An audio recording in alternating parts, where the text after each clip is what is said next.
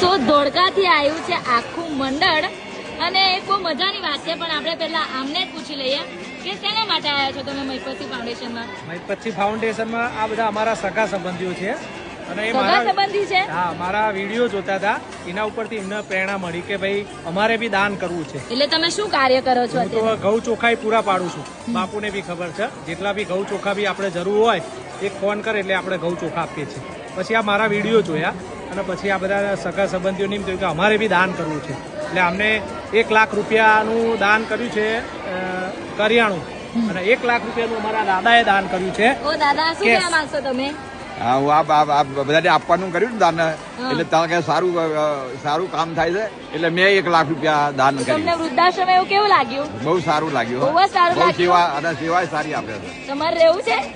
આવું લઈ રાખો. બોલો, તમે શું કહેવા માંગશો? રહેવાનું છે તમારે? તો આ બધા મિત્રો છે, તમે શું કહેવા માંગશો?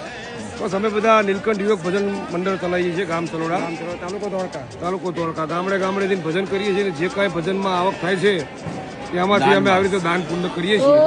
આભાર આપનો. તમે શું કહેવા માંગશો? બસ સારું લાગ્યું બધું અને બધી સેવાઓ સારી છે. તો આ બીજા બધા ભાઈઓ છે, તમે શું કહેવા માંગશો? વૃદ્ધાશ્રમ બહુ સારું. પછી બાપુનું કામ, સેવા કામ બહુ સરસ છે, બહુ સરસ કામ કરે છે બાપુ. Thank you so much. આપણે આજની યુવા પેઢીને પૂછીએ, તમે શું કહેવા માંગશો?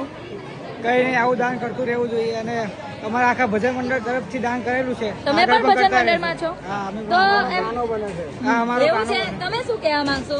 ખૂબ સરસ કેમ કે અત્યારે બધા નાનેથી હોય ને તો બધા ફરવા જતા રહે છે કેવું, પણ તમે અહીં આયા, તમને કેવું લાગ્યું અહીં? ખૂબ સરસ લાગ્યું. હા, ફરવા જવા કરતા ડબલ આનંદ થયો હશે.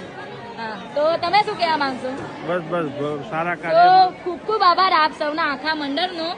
ધોળકાથી આવ્યા છે. Thank you so much.